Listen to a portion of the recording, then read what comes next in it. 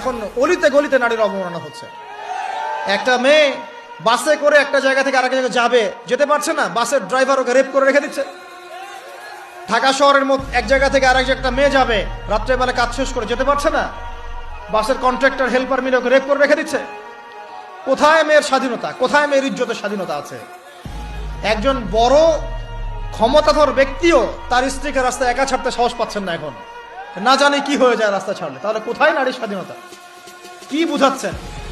যখন একজন মুসলিম নারী খাস পর্দা করে বাসা থেকে বের হচ্ছে, ওর দিকে বাঁকা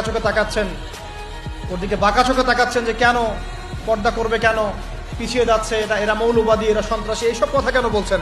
আপনার আমার মা বোন যদি খাস পর্দায় থাকে, ওদের ইজ্জত আব্রু সুরক্ষিত থাকবে ইনশাআল্লাহ। হ্যাঁ, আমরা এটা বিশ্বাস করি যে আল্লাহ রাব্বুল আলামিন যে বিধানটা দিয়েছেন এর মধ্যে চূড়ান্ত কামিয়াবি আছে, এর বাইরে কোনো কামিয়াবি নাই। তবে এটা স্বীকার করছি যে বোরখা, জুব্বা, দাড়ি, টুপি রেখেও এক শ্রেণীর মানুষ অন্যায় করে, অবশ্যই অন্যায় করে। কিছু মানুষের অন্যায়ের কারণে পুরো ইসলামকে কলুষিত করতে হবে কেন? আমি স্বীকার করছি যে বোরখা পরেও কিছু মানুষ খারাপ কাজ করে।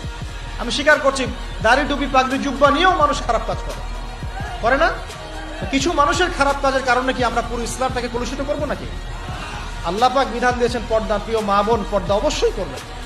আপনার পোশাকটা এমন হবে না যে